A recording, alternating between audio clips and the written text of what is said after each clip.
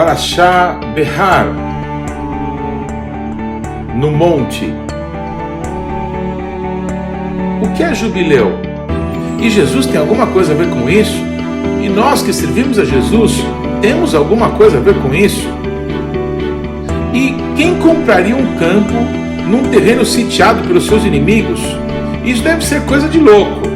Será? Vamos ver juntos? Shalom, pessoal. Eu sou Paulo de Tarso e esse é o programa A Minha Torá.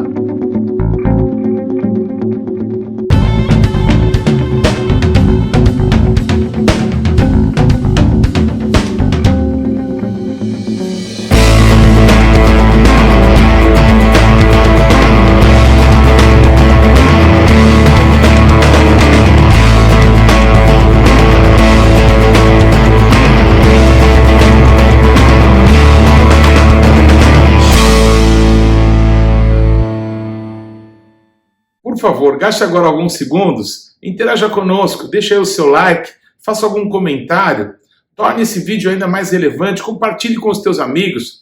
E se você não se inscreveu ainda, não deixe de se inscrever nesse canal. Clique aí no sininho para que você receba as nossas notificações. E vamos juntos mergulhar no conhecimento da Palavra de Deus. Shalom!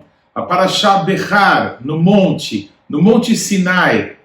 Esse local onde o nosso Deus marcou um encontro com o seu povo e ele chamou Moisés e falou ali para ele coisas extraordinárias do seu amor, coisas todas que apontavam para Yeshua, o autor e o consumador da nossa fé, o nosso rei, o rei soberano sobre todas as coisas.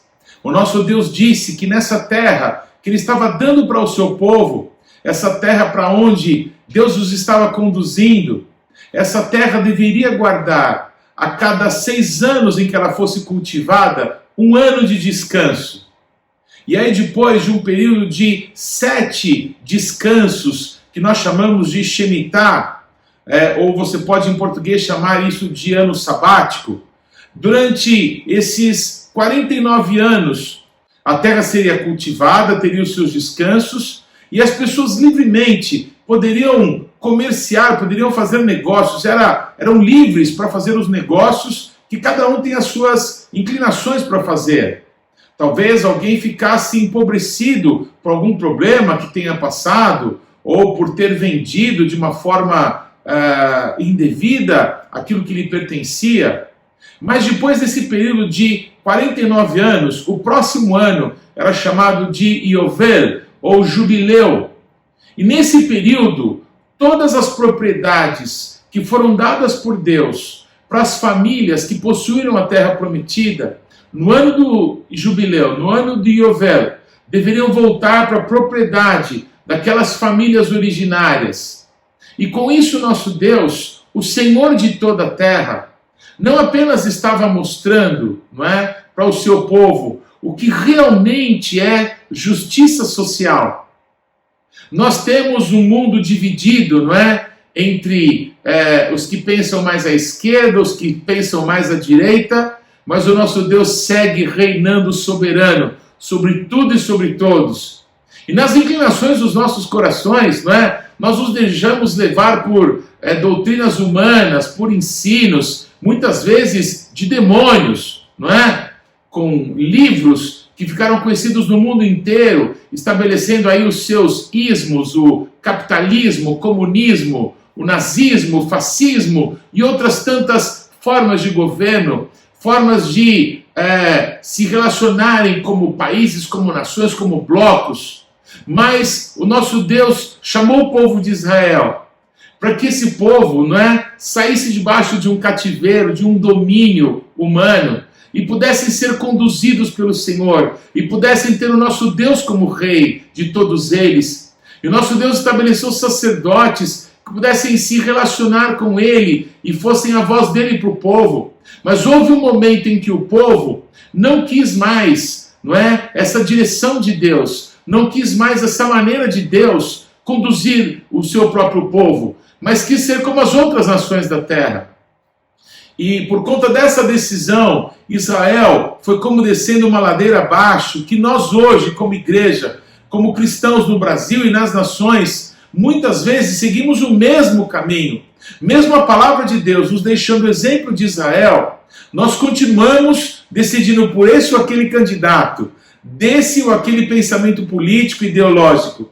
Mas nós não nos voltamos para o alto, para aquilo que o nosso Deus estabeleceu. E essa Parashá Berrar, nos parece lembrar disso, nos parece nos fazer, não é, ouvir de novo o som do shofar, o som que deveria ser tocado no ano 50º, no dia do Yom Kippur, no dia do quebrantamento, do arrependimento, para avisar para todos que quem manda nessa terra, o Senhor dessa terra, de todos que nela habitam, é o Criador do universo, é o Senhor dos senhores e o Rei dos reis, e o povo precisa voltar para Deus.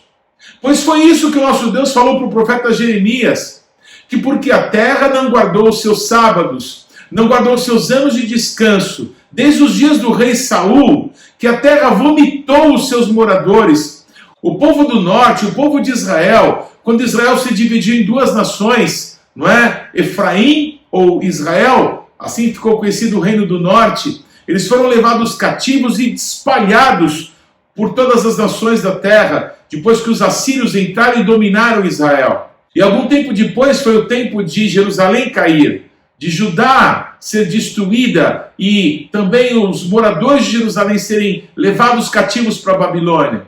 Pois foi nesse tempo em que Deus falou com o profeta Jeremias que o tempo do cativeiro, que o povo ficaria na Babilônia, era justamente o tempo em que a terra de Israel não guardou os seus sábados. 490 anos, o povo de Israel não guardou os sábados da terra, mesmo nos dias dos reis de Israel. Israel deu as costas para o Senhor da terra. O nosso Deus disse que a cada 6 anos, as pessoas que eram escravizadas por causa de dívidas deveriam ser libertas, porque as dívidas deveriam ser perdoadas.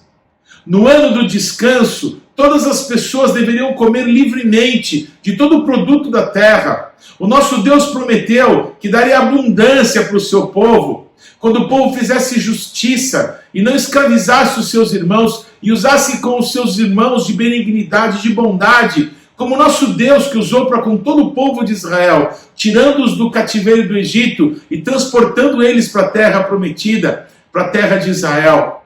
Mas parece que eles não ouviram a voz de Deus e muito menos os profetas e continuaram nos seus pecados, até que o juízo de Deus caiu sobre todos eles.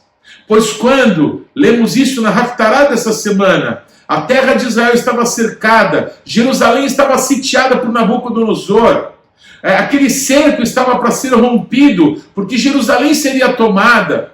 Naquele momento, Deus fala com o profeta Jeremias, e o que parece que Deus fala para ele parece uma loucura, porque Deus manda Jeremias comprar de um primo dele uma propriedade de terra que estava exatamente onde estava o acampamento de Nabucodonosor e dos povos da Babilônia, que estavam ali para destruir Jerusalém. Esse campo ficou conhecido como Campo de Anatote.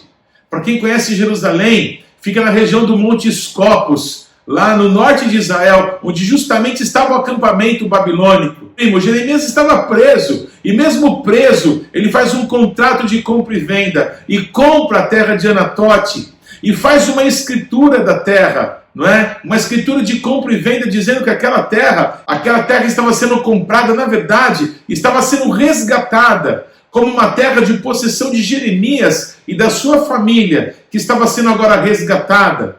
O primo de Jeremias parece que não tardou em vender aquela possessão, porque não havia nenhuma perspectiva de que aquela terra pudesse ser tomada por ele ou usada pela sua família. Então ele vendeu rápido, vendeu pelo preço, não é, que lhe foi proposto, vendeu caro inclusive. O que acontece é que o nosso Deus, depois daquela escritura lavrada, depois daquela escritura deixada aberta para que todas as pessoas pudessem ver, mas também guardada num vaso de barro para que pudesse se perpetuar, quando essa escritura então definitivamente é escrita, lavrada e selada, o nosso Deus profetiza através de Jeremias que naquela terra, de novo, se plantariam vinhas, se beberia do seu vinho.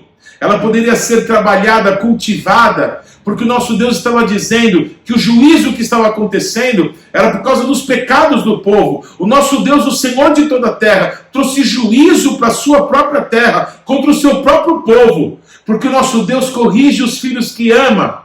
Arrependimento fala disso, fala de voltarmos para Deus. E se não voltamos para Deus, o que o nosso Deus faz? Como um bom pai ou uma boa mãe, traz juízo, traz castigo para os seus filhos, para que eles ouçam a voz do amor, ouçam a voz da repreensão, se quebrantem diante dos seus pecados, dos seus maus caminhos e voltem para Deus. Foi isso que o nosso Deus falou. E se cumpriu essa profecia, porque depois de 70 anos, Jerusalém foi de novo povoada pelo povo de Deus. E agora, 2000 anos depois, quando você vai na região do campo de Anatote, você vê a terra de Israel, de novo ali, cuidando daquele local, plantando vinhas, uma cidade rica, uma cidade próspera, uma cidade que cresce. São milhões de pessoas que vivem hoje em Jerusalém, porque o nosso Deus cumpre as suas promessas, Ele cumpre a sua palavra. Mas essa paraxá nos chama a nós obedecermos as palavras que Ele tem falado para nós. O nosso Deus, como eu falei nessa paraxá, fala do Shemitah e fala do Yovel. Fala desse descanso a cada 6 anos de trabalho, a terra descansaria 1 ano, mas também fala do jubileu. E o jubileu nós conhecemos muito bem, através do texto do Novo Testamento, da Nova Aliança, quando Yeshua, ele está em Nazaré, e ele entra na sinagoga, como era do seu costume, e trazem para ele o livro do profeta Isaías, pois Yeshua vai até Abimá, vai até a mesa, e ele ali lê o profeta Isaías. E quando ele termina de ler justamente o trecho de Isaías capítulo 61, que fala do que estava acontecendo na vida dele, que era uma profecia daqueles dias em que Jesus estava ali diante dos olhos de todos. O Espírito do Senhor Deus está sobre mim, é o que estava escrito, e é o que estava acontecendo com Yeshua. Ele tinha pouco tempo atrás sido batizado nas águas por seu primo, por João Batista, e ele tinha saído das águas, e a plenitude da glória de Deus, a plenitude do Espírito Santo vai sobre Yeshua, quando o Pai diz para ele: esse é o meu filho amado, em quem me comprazo. Yeshua é levado para o deserto, depois que volta, ele está ali em Nazaré, e ele fala dessa profecia, de uma realidade que estava sobre ele. O Espírito de Deus verdadeiramente estava na plenitude sobre Yeshua. Logo depois Yeshua declara: hoje se cumpriu as palavras que vocês acabaram de ouvir, hoje, diante de vocês, diante dos olhos de todos. Uma das palavras é que Yeshua viria, é que aquele em quem o Espírito repousasse, esse seria a pessoa que proclamaria o ano aceitável do nosso Deus. E o que é o ano aceitável do nosso Deus? Se não o jubileu, se não o Yovel, se não o tempo da restauração de todas as coisas, o tempo da justiça de Deus ser manifesta nessa terra, o juízo contra aqueles que se levantam contra Deus, e a bondade, a misericórdia e a justiça para aqueles que são chamados pelo nome do Eterno. Pois no ano do jubileu, cada família voltava à sua possessão, não importa que ele ficou pobre, não importa que ele não tinha quem resgatar a sua propriedade. No ano do jubileu, preste atenção, uma oportunidade nos parece que a cada geração. Quem viveu o último jubileu que estará vivo no próximo?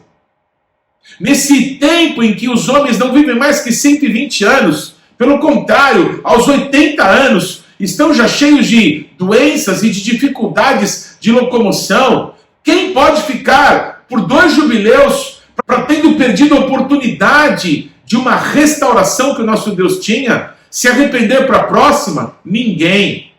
Pois nessa geração, o nosso Deus também nos tem falado, o nosso Deus nos tem chamado de volta para Ele, nos tem chamado ao arrependimento. Nós temos ouvido o toque das trombetas, nos chamando de volta para Deus. Mas o povo tem endurecido o seu coração, e nos parece que cada um tem seguido o seu próprio caminho. Mas a terra é do Senhor, a terra e toda a sua plenitude, o mundo e aqueles que nele habitam, tudo pertence ao nosso Deus. E nós precisamos lembrar que se Deus tratou o seu povo, o povo gerado através do seu amigo Abraão, o povo para quem Abraão gerou filhos, o povo para quem Yeshua gerou filhos para Abraão, o povo de Israel, se Deus tratou com tanta dureza o povo de Israel, o que o Senhor fará conosco? Que fomos tirados de uma oliveira brava e enxertados na oliveira verdadeira. O que Deus fará conosco se nós não nos voltarmos para Deus, se não nos arrependermos dos nossos pecados? O que Deus fará conosco? Pois o nosso Deus nos dá uma grande, uma maravilhosa oportunidade de ouvir a sua palavra, de ver a bondade que Ele trata com o seu povo e de nos lembrar que a terra é dele, não é nossa. Você pode ter a livre iniciativa de comprar, de vender. Você pode ser bem sucedido nos seus negócios ou ter alguma dificuldade que te levou a empobrecer, te levou até a vender a tua propriedade, aquilo que você recebeu dos teus pais. Isso não era teu. Quando você recebe dos teus pais, você deveria guardá-la para os teus filhos. Está aí a justiça de Deus. Mas ainda que alguém tenha tido que desperdiçar aquilo que lhe foi entregue por possessão no ano do jubileu, aquilo tinha que ser restituído para a família. Essa é a justiça de Deus. Enquanto o mundo se divide em capitalismo, em comunismo, em socialismo, o nosso Deus ainda espera que o seu povo olhe para Ele, clame por Ele e possa viver a verdadeira justiça que se manifestará nessa terra quando Yeshua vier reinar. Pois está escrito em Apocalipse, está escrito que foi visto no céu, no trono do nosso Deus, que parecia um leão, mas depois se manifesta como cordeiro, um cordeiro que tinha sido morto. Pois nessa profecia está escrito: quem é digno de tomar o livro e de abrir os selos, os 7 selos que selaram esse livro? E ninguém no céu, nem na terra, nem embaixo da terra se achou digno. Enquanto o profeta, enquanto João, que via aquela cena, chorava muito, porque ninguém se achava digno. Parece que ninguém tinha dignidade de tomar aquela escritura que tinha sido lavrada e desatar os selos para ler a escritura, para trazer aquele contrato que foi afirmado diante de todos, diante do universo. Mas de repente uma voz: não chores, porque o leão da tribo de Judá, o cordeiro que esteve morto, mas que ressuscitou, ele é digno de tomar o livro e de abrir os selos. Bendito seja este. Quem é o Rei da Glória? Mihu Zemelech HaKavod. Adonai Tsevaot, Hu Melech HaKavod. Quem é o Senhor da Glória? O Senhor dos Exércitos, Ele é o Rei da Glória. Me deixa te dizer quem é o Rei da Glória. Yeshua HaMashiach, Hu Melech HaKavod. Yeshua HaMashiach, Ele é o Rei da Glória. Ele é o único que é digno de tomar o livro e de abrir os selos. E assim como Jeremias profetizou que naquela terra, de novo, se plantariam vinhas, se beberiam o seu vinho, na cidade de Judá e nas ruas de Jerusalém, de novo se ouviria a voz do noivo e a voz da noiva, a voz de júbilo, a voz de alegria. Eu quero declarar que o mundo está debaixo de juízo do nosso Deus, e esse juízo cada vez se intensificará ainda mais, porque os tempos chamados na Bíblia de a grande tribulação estão chegando a galope. Mas o nosso Deus ainda nos chama ao arrependimento, nos chama para voltar para Ele, porque aquele que nos comprou, aquele que pagou o preço de sangue, o preço da sua santidade, da sua vida por nós, Ele é fiel para nos resgatar, Ele é fiel para cumprir a sua promessa. Ele virá, e Ele virá para reinar, Ele virá para tomar a posse daquilo que lhe pertence. Ele é o Senhor a quem nós devemos honra, glória, louvor, ações de graças. Se você puder, tome as palavras de Apocalipse capítulo 5 e junto com os céus, glorifique aquele que vive e reina para sempre, porque Ele é o dono da honra, da glória, do poder, da majestade, do domínio pelos séculos dos séculos. A Ele seja a honra e a glória para sempre. Que Deus te abençoe. Que Mitzion Tesetorá, o Dvar Adonai, Yerushalayim. E de Sião virá a lei e a palavra de Deus de Jerusalém. Não se esqueça, o Shabat não pertence à semana que está terminando. O Shabat não pertence à semana que está começando. O Shabat pertence ao Eterno. Shabbat Shalom.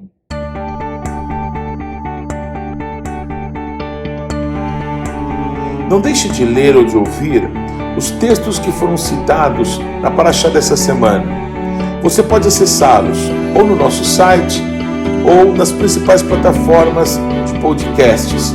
O importante é que você, pessoalmente, mergulhe no conhecimento da Palavra de Deus. Você pode participar ativamente do programa Minha Torá, se inscrevendo no nosso canal, mandando perguntas, interagindo, compartilhando com seus amigos, porções que vão te edificar. Mas também você pode fazer parte disso, semeando financeiramente, para que esse canal se desenvolva ainda mais. Então você pode usar os nossos dados bancários para que você possa fazer contribuições para que a Palavra de Deus possa alcançar muitas outras pessoas. Vamos fazer isso juntos. E que Deus te abençoe.